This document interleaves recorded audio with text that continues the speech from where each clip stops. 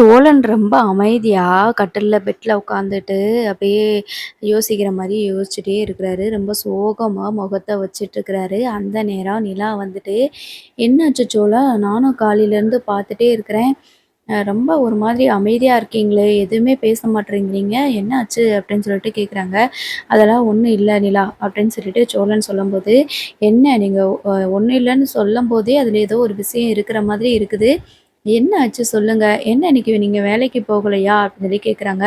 "வேலைக்கு தானே போகணும். இப்ப தானே கல்யாணம் ஆயிருக்கு" அப்படின்னு சொல்லி சொல்றாங்க. இதே வார்த்தைய இன்னும் எத்தன நாளைக்கு தான் சொல்வீங்க? கல்யாணம் ஆயிருக்கு, கல்யாணம் ஆயிருக்குன்ட்டு. கிளம்பி வேலைக்கு போறதுக்கு பாருங்க. அடுத்தடுத்து நம்மளும் பிஸ்னஸ் பண்றதுக்கு ஸ்டார்ட் பண்ணணும். நான் தான் சொல்லியிருக்கேன்ல, சொந்தமா டிராவல்ஸ் ஆரம்பிக்கணும். புரியுதா? அப்படின்னு சொல்லி சொல்றாங்க. "அதெல்லாம் ஒரு பக்கம் இருக்கட்டும். வேலைய பார்ப்போம்" அப்படின்னு சொல்லிட்டு சோழன் சொல்லிட்டு இருக்கும்போது, "சரி, இப்ப என்ன?" அப்படின்னு சொல்லிட்டு பக்கத்துல உட்காந்து சோழனோட கைய பிடிச்சு கேட்குறாங்க. "நீ என்கிட்ட என்ன சொன்ன?" அப்படின்னு சொல்லிட்டு கேட்கும்போது, "நான் உங்ககிட்ட என்ன சொன்னேன்? நான் ஒண்ணுமே சொல்லலையே!" அப்படின்னு சொல்லிட்டு நிலா கேட்குறாங்க. நிலா சொல்றாங்க. அதுக்கு சோழன் இருந்துட்டு, "நல்லா யோசிச்சு பாரு. நீ என்ன சொன்ன? எனக்கு எங்கேயாவது ஹனிமூன் போகணும் போல இருக்குது. என்னைய கூட்டிட்டு போங்க சோழன்னு சொல்லி நீ தானே சொன்ன" அப்படின்னு சொல்றாங்க. "அப்படியா? நான் சொன்னேனா உங்ககிட்ட?" அப்படின்னு சொல்லிட்டு நிலா கேட்குறாங்க.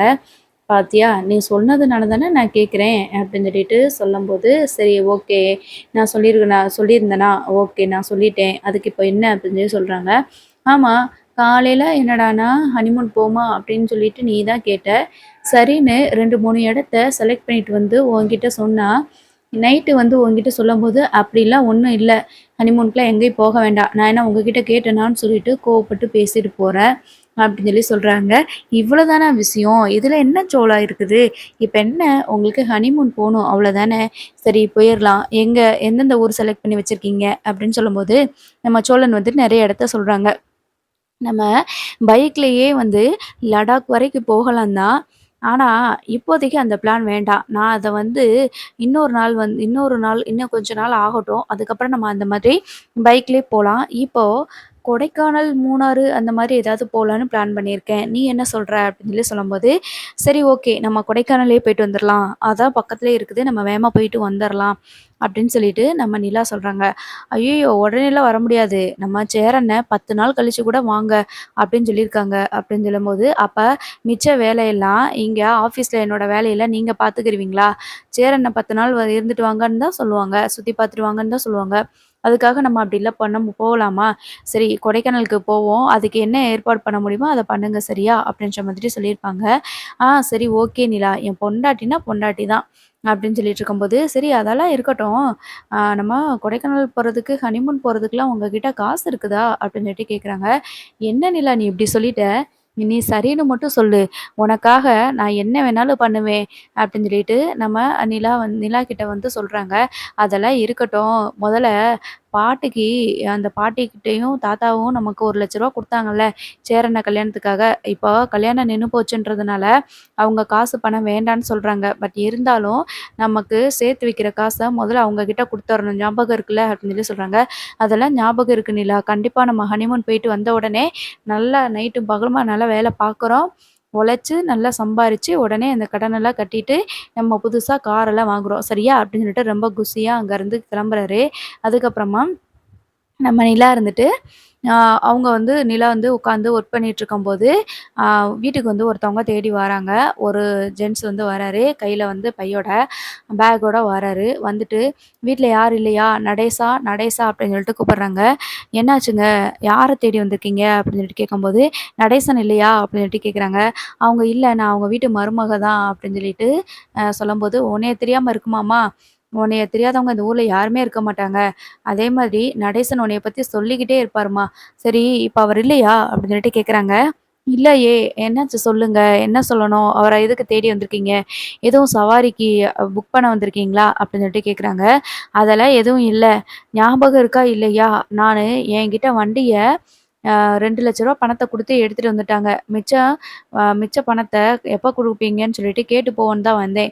4 பசங்க இருக்கிறாங்க. அவைங்க கிட்ட வாங்கிக்கோங்க மிச்ச பணத்த" அப்படின்னு சொல்லிட்டு அன்னைக்கு சொல்லிட்டு போயிட்டாரு. அதுக்கப்புறமா ஆளையும் காணோம், பேரையும் காணோம். இவ்வளோ நாள் ஆயிப்போச்சு. சரி நமக்கு தெரிஞ்ச பசங்க தானே அப்படின்னு சொல்லிட்டு நானும் விட்டுட்டேன். இப்போ அப்படியே கேட்காம இருந்தா விட்டுருவீங்க போல இருக்குது. கொஞ்சம் கொஞ்சமாவது குடுக்கணும்ல." அப்படின்ற மாதிரி சொல்லிட்டு இருக்கும்போது, சேரண்ணா வராங்க. வந்துட்டு, "அண்ணே வாங்கண்ணே, உட்காருங்கண்ணே, உட்காருங்க." அப்படின்னு சொல்லி சொல்றாங்க. "உட்கார்றதெல்லாம் இருக்கட்டும் சேரா. என்ன 4 பசங்கள சேர்ந்து 1 மாசத்துக்குள்ள பணத்த குடுத்துருவோம்ன்னு சொன்னீங்க. இப்ப எவ்வளோ நாள் ஆயிப்போச்சு. ஒண்ணும் அதுக்கான பதிலே ஒண்ணும் சொல்லலையே. உங்க அப்பா கிட்ட கேட்டோம்னா, அதெல்லாம் அவிங்க கிட்ட கேட்டுக்கோ. நான் தான் அன்னைக்கே சொல்லிட்டேன்ல." அப்படின்னு சொல்லி சொல்றாரு. அப்படின்னு சொல்லிட்டு இவங்க வந்து சொல்றாங்க, "இல்லண்ணே, அடுத்தடுத்து கல்யாணம் அது இதுன்னு சொல்லிட்டு கொஞ்சம் செலவாயிருச்சுண்ணே. வீட்டுக்கு பர்சனலா நெறைய செலவாயிருச்சு. கூடிய சீக்கிரம் உங்க பணத்த வந்து நாங்க ரெடி பண்ணி குடுத்துர்றோண்ணே" அப்படின்னு சொல்லி சொல்றாங்க. "அதெல்லாம் முடியாது. இன்னைக்கு நான் பணத்த வசூலிக்காம போக மாட்டேன். இல்லைன்னா வண்டிய குடுங்க, நான் வண்டிய எடுத்துட்டு போறேன்" அப்படின்னு சொல்லி சொல்றாங்க. "அவர் தான் அங்கிள் தான் எடுத்துட்டு போயிருக்கிறாரே. அவர் வந்ததுக்கப்புறம் அவர்கிட்ட பேசுவோம்" அப்படின்னு சொல்லிட்டு நிலா சொல்றாங்க. அதுக்கப்புறமா சேரன் "என்னண்ணா இது? அவரும் மாசம் மாசம் வண்டி ஓட்டுறார்ல, மாசம் மாசம் டியூ மாரியாவது கட்டி கழிக்கலாம்ல, லோன் மாதிரியாவது கட்டி கழிக்கலாம்ல, ஏன் இவரு இப்படி பண்ணிட்டுருக்காரு?" அப்படின்னு சொல்லி கேட்கும்போது, "என்னப்பா பண்ண சொல்ற? நல்ல சவாரி வருது, நல்லா சம்பாரிக்கிறேன்னு சொல்றாரு. ஆனா அந்த காசு பணத்த குடுக்கணும்ல. இப்ப நம்மகிட்ட பணத்த கேட்டா நம்ம என்ன பண்றது? 1 மாசத்துக்குள்ள பணத்த நம்மளால ரெடி பண்ண முடியுமா? நம்மளோட முகத்துக்காக தான் இவ்வளோ நாள் பொறுத்துட்டு இருந்திருக்கிறாங்க. என்ன பண்றதுன்னு எனக்கு ஒண்ணும் புரியல." அப்படின்ற மாதிரி சொல்லிட்டு இருக்கிறாங்க. அப்ப நடேசனப்பா நேரா கரெக்ட்டா வராரு.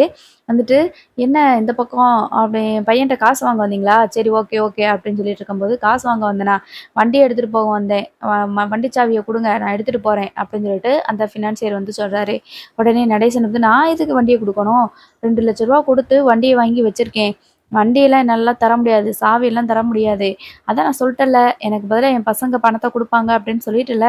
அவைங்கிட்ட கேட்டுட்டு போ. வீட்ல அவிங்க என்ன பொருள் வச்சிருக்காய்ங்களோ, அத எடுத்துட்டு போ. அவிங்க வண்டி வச்சிருந்தாங்க, அந்த வண்டிய தூக்கிட்டு போ. என் வண்டி மேல கை வச்சேன்னா, அப்புறம் என்ன பண்ணுவேன்னு எனக்கே தெரியாது." அப்படின்ற மாதிரி சொல்றாங்க. உடனே அதுக்கு நிலா இருந்துட்டு, "என்ன அங்கிள் பேசுறீங்க? கொஞ்சமாவது பொறுப்பா பேசுறீங்களா இல்லையா? எப்படி அவ்வளோ பணத்த ஒரே மாசத்துக்குள்ள கட்ட முடியும்? நீங்களும் வேலை பார்க்க தானே செய்றீங்க. கொஞ்சம் கொஞ்சமா சம்பாரிச்சு, அத கடன் அடைக்கிறதுக்கு யூஸ் பண்ணிக்கலாம்ல. கொஞ்சம் மாசம் மாசம் லோன் மாதிரியாவது கட்டலாம்ல." அப்படின்னு சொல்லி சொல்றாங்க. அதுக்கு, "என்னம்மா நீயி, நான் காலையில வந்து பார்த்தேன்னா, வீட்டுக்கு அ ச எல்லா செலவுக்கெல்லாம் நீங்களும் ஷேர் குடுக்கணும்னு சொல்றீங்க. அதுக்கப்புறம் இப்ப வண்டிக்கு டியூ நானே கட்டணும்னு சொல்றீங்க. அதெல்லாம் என்னால எதுவும் பண்ண முடியாதும்மா. இத்தன நாளா பெத்து வளர்த்து இவைங்களெல்லாம் ஆளாக்கி விட்டுருக்கிறேல்ல, இவைங்க கட்டட்டும்." அப்படின்னு சொல்லி சொல்றாங்க. "அப்படிலாம் எதுவுமே இல்ல. நீங்க தான் கட்டணும். சார் இனிமே இவர் தான் கட்டுவாரு. மாசம் மாசம் உங்களுக்கு கொஞ்சம் குறிப்பிட்ட பணத்த அவங்க டியூவா கட்டிருவாங்க." அப்படின்னு சொல்லி சொல்றாங்க. "அதெல்லாம் சரிப்பட்டு வராது. நடேசன என்னால நம்பவே முடியாது." அப்படின்னு சொல்லிட்டு அந்த ஃபினான்சியர் சொல்லும்போது, "சார் அவருக்கு பதிலா நான் சொல்றேன். நான் வேணா அக்ரீமெண்ட்ல கையெழுத்து கூட போட்டு குடுக்குறேன். இனிமே மாசம் மாசம் பணத்த கரெக்ட்டா கட்டிருவோம். கொஞ்சம் எங்களுக்கு டைம் குடுங்க சார்." அப்படின்னு சொல்லி சொல்றாங்க. அதுக்கப்புறமா, "சரி ஓகே. உன்னைய நம்பி நானு வந்து குடுக்குறேன்." அப்படின்னு சொல்லிட்டு அக்ரீமெண்ட்ல வந்து சைன் வாங்கிக்கிறாரு.